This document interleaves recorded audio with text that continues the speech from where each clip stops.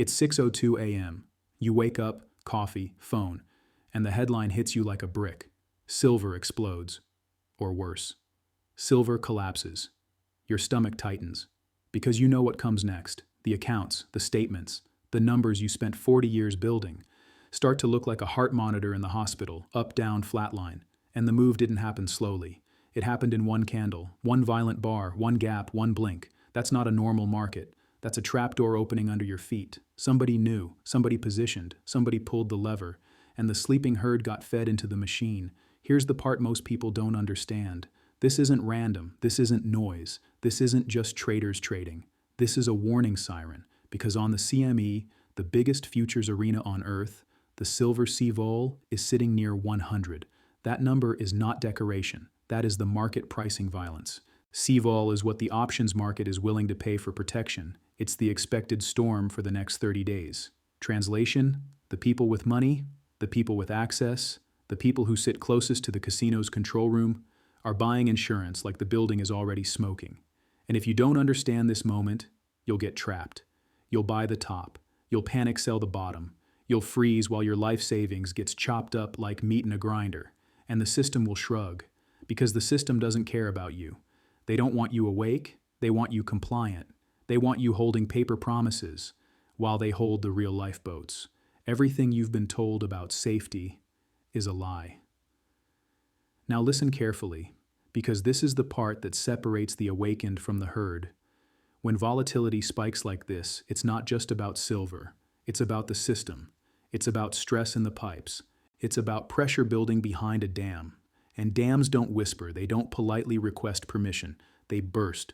Most people never notice the pressure. They're watching game shows. They're arguing about politics. They're trusting the same institutions that keep changing the rules. But the tape tells the truth. The prices tell the truth. Volatility tells the truth. And right now, volatility is yelling. So let's talk about what CVOL near 100 really means. Most people look at a silver chart like it's weather.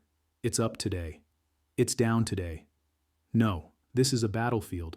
And when CVOL is near 100, the battlefield is soaked in gasoline. Implied volatility isn't a feeling. It's not a vibe. It's a price. It's what big money pays for options, insurance, because they expect the next move could be brutal. Ask yourself a simple question. Why would sophisticated money overpay for insurance? If they thought the road ahead was smooth, they wouldn't. They're not buying insurance because they're bored. They're buying it because something is wrong, and what's wrong is bigger than silver. The entire financial system is loaded with invisible explosives: debt, leverage, derivatives, unpayable promises, and the fuse is inflation. Here's the sentence they don't want retirees saying out loud: the government can't stop printing. They can change the words. They can rename the programs. They can do fancy accounting. But they cannot stop, because the debt is too big. Right now, the U.S. national debt is being tracked around $38.5 trillion. Read that again. Trillion. You and I don't live in trillion. We live in groceries, gas, property taxes, medication, grandkids' birthdays. So let's translate it into reality. Debt that size isn't policy. It's a gravity well. It pulls everything down. And the government's solution is always the same. Print, borrow, roll the debt, kick the can. They will never say it like that. They'll say support liquidity. They'll say stabilize markets. They'll say tools. But at the end of the day, it's the same magic trick. More paper, more digits, more promises. Now here's the uncomfortable part. The safety nets. People say, my money is safe, the bank is insured. Okay? The standard FDIC insurance limit is $250,000 per depositor, per bank, per ownership category. That's the brochure. That's the commercial. That's the lullaby. But insurance is only as strong as the pool behind it. And the FDIC's Deposit Insurance Fund has a designated reserve ratio set for 2026 of 2%. 2%. Think about that. If a ship is sinking, and you bring 2 lifeboats for every 100 passengers, how insured are you really? Now, I'm not telling you every bank fails tomorrow. I'm telling you the public has been trained to believe a spell. Government will save me. But government doesn't create wealth. Government reallocates. Government prints. Government changes rules. And when stress hits, rules change fast. This isn't a theory. This is math. If the debt keeps rising, if rates stay elevated, if inflation keeps eating purchasing power, The system has only a few exits, inflated away. Default softly through currency destruction, or change the rules on what you can do with your money. And that's where the trap is hiding, not in the headlines, in the rails. They don't need to confiscate your house. They don't need to break down your door. They just need to control the rails, the payment rails, the banking rails, the spending rails. Once they do, your money becomes permission. Permission that can be revoked, permission that can be delayed, frozen, taxed, filtered. And if you think that sounds extreme, imagine this. You pull into the gas station. You slide your card, the pump clicks on, then shuts off. Not because you're broke, because your account is under review. You call the bank. A recording, cold, cheerful, soulless. Due to extraordinary conditions, withdrawals are temporarily limited. You try again. ATM. Daily limit reached. You drive home on a half tank. Your spouse asks, "What do we do?" And you realize, in that moment, you don't own your savings. You rent access to it. That's counterparty risk. And retirees get crushed by counterparty risk because retirees can't afford delays. You can't tell your mortgage, "Hold on, the bank is reviewing me." You can't tell your doctor, "Hold on, the payment rails are down." You can't tell your utility company, "Hold on, I'm waiting for permission." Bills don't care. Life doesn't care. Now bring this back to Silver CVOL near 100. High implied volatility means options traders are pricing a big move, up or down, over the next 30 days. And when markets are priced for violence, the trap is simple. They bait retail into the wrong side. They whip the price. They hunt stops. They trigger margin calls. People who thought they were safe get liquidated. And the worst part? The herd always learns the lesson too late. They buy after the spike. They sell after the drop. They chase headlines like a dog chasing cars. That's how the casino stays open. Now here's what I want you to see. Silver is not just a trade. Silver is the metal that lives between two worlds. It's a monetary metal and an industrial metal. It sits right where the system hates you sitting, outside their control. And when volatility spikes, when CVOL screams near 100, silver is telling you something. Pressure is building, and pressure doesn't release politely. It releases like a dam breaking. So the real question is not, will silver move? The real question is, what happens to you when it does? Because if you're holding paper promises, inside a system that can change the rules, you're standing on thin ice. Now, the government's favorite tool is not honesty, it's confusion. They flood you with headlines, contradicting narratives, talking heads, so you give up, so you surrender, so you stay in paper. Because paper feels easy. Paper feels normal. Paper feels like the herd. But physical metals? They hate that. Because physical metals are silent protest, a quiet refusal, a lifeboat that doesn't require permission. And that is exactly why every time the system gets shaky, they roll out solutions. New regulations, new reporting rules, new emergency measures, and they always claim it's for your safety. For your safety. Like the TSA, like the Patriot Act, like every temporary rule that never leaves, the trap is thinking. They would never do that here. They already do, just slowly. One rule at a time, one limit at a time. One technical change at a time. Until the day it's not technical anymore. It's personal. And you're the one locked out. Now let's talk about the mindset that keeps you alive. Because the herd waits for confirmation. They wait for the TV to tell them it's safe. They wait for a politician to promise help. They wait for the same institutions that caused the fire to hand them a fire extinguisher. That's not survival. That's submission. Survivors do something different. They prepare before the crowd panics. They hold things with no counterparty, things that don't require someone else's promise to function. That's why physical gold and silver have survived every empire, every collapse, every paper experiment. Not because they go up, because they remain. They don't default. They don't get hacked. They don't get diluted by a keystroke. A government can't print a silver coin. A central bank can't create an ounce. They can manipulate prices. They can push paper contracts around, but they can't make real metal appear. And that's the point. Physical metal is not an investment first. It's a seat on the lifeboat. It's survival, freedom, bearer asset. And here's the line that changes everything. Be your own central bank. A central bank creates money, debases, controls. You can't do that. But you can do something just as powerful. You can store value outside the system. You can remove counterparty risk. Let's make it plain. When you hold dollars in a bank, you have a claim on a claim. You have a promise layered on a promise. The bank promises you can withdraw. The FDIC promises to backstop, up to limits. The government promises it will manage the debt.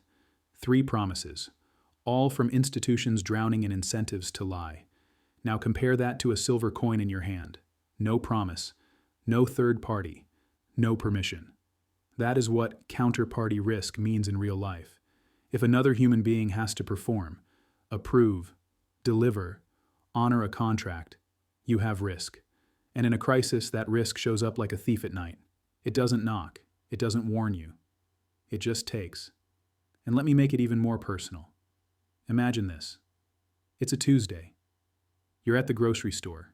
Same cart, same list, bread, eggs, coffee, a little meat. You hit the register. The total is so high you actually laugh. Not because it's funny, because it's insulting. You swipe your card. Declined. Not because you don't have money, but because the bank has temporary security measures. So you pull out cash. You pay. You leave with half the food you plan to buy. You get home. You look at your pantry, and you realize the nightmare isn't a crash. It's a slow bleed. Inflation is the thief that doesn't wear a mask. It just keeps taking, month after month, year after year. And when markets get stressed, they don't protect you from that thief. They protect themselves. That's why the insiders watch volatility. That's why they watch CVOL, because it's a pressure gauge on the whole machine. So when you hear CVOL near 100, hear it like this. The casino is warning its best customers first, and you are not their best customer. You are their inventory. So don't get trapped. Not by headlines, not by hype, not by a broker's cheerful voice telling you to stay the course. Stay the course into what? Into a system that must debase to survive? No, you set your own course. Now let's address the objection I know you're thinking. What if silver drops? Good. That's the right question, because you're not here for fantasies. You're not here for hype. You're here to survive. Do I know if the next violent candle is up or down? No. And anyone who claims they know is selling you a bedtime story. But the signal is real. CVOL near 100 is the market saying, expect turbulence. Expect force. Expect pain. That means this is not the time to play games with leverage, not the time to chase a viral chart on your phone, not the time to let emotion drive, because emotion is how they harvest you. They harvest fear. They harvest greed. They harvest impatience. And retirees are the easiest target, because you have something worth taking. Decades of work, sweat, sacrifice, missed vacations, extra shifts, aches in your back. That pile of savings is not just money, it's your life.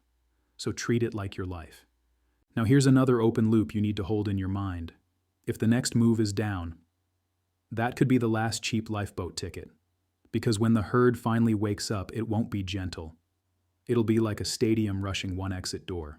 Empty shelves, dealer delays, premiums exploding, and the same people who mocked metals will suddenly be screaming, "Where do I buy?" And by then, they're late. So here's the mindset shift. You're not buying metal to get rich. You're buying metal to not get destroyed, to not get trapped behind withdrawal limits, to not get eaten alive by inflation, to not be forced to trust a system that has proven, again and again, it will sacrifice you to save itself. This is how retirees protect dignity. This is how you protect choice. This is how you protect your spouse from the day you look at them and have to say, "I thought the bank would let us." No, you don't ask, you prepare. You build your lifeboat while the Titanic band is still playing. And yes, the band is still playing. They're telling you the economy is fine. They're telling you inflation is manageable. They're telling you your savings are safe. While debt climbs toward numbers no human brain can truly feel. While volatility spikes and the metals market flashes red lights. While the system quietly rewires itself behind closed doors in the name of stability. And the sleeping herd applauds, because applause is easier than preparation. Now I want to give you a simple, practical way to think about this. Think of your wealth in 2 buckets. Bucket 1 is paper, accounts, statements, digits, useful, convenient, fast, but also fragile, because it depends on permission. Bucket 2 is real, hard, heavy, private, gold, silver, not because it's trendy, because it doesn't require permission. That's why people call it hard money. Not because it's hard to buy, because it's hard to fake. Now I'm not telling you to do anything reckless. I'm not telling you to empty every account overnight. I'm telling you to see the world clearly. The system is built on confidence, and confidence is fragile. It holds until it doesn't. And when it breaks all at once. That's why CVOL matters, because volatility is confidence cracking. Volatility is the sound of the floorboards creaking. Volatility is the smell of smoke before the flames. So here's the question you need to answer today. Not next week, not after the next headline, not after the next emergency meeting. Today. If the next candle is violent, are you positioned like the herd or like the awakened? Because the herd will do the same thing it always does. They'll wait. They'll argue. They'll rationalize. They'll trust the brochure. And then, when the door closes, they'll bang on it with their fists. The awakened few do something different. They reduce counterparty risk. They hold a portion of their wealth in something that can't be frozen by an app, something that can't be diluted by a press conference, something that doesn't need a banker's approval. They become their own central bank, quietly, calmly, before the crowd wakes up.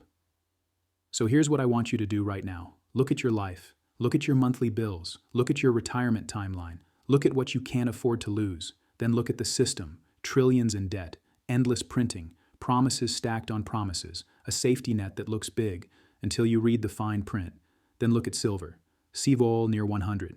The market is telling you a storm is close, and storms don't ask if you're ready. They arrive. If you want to survive what's coming, not emotionally, not spiritually, financially, then you need to stay close to the truth.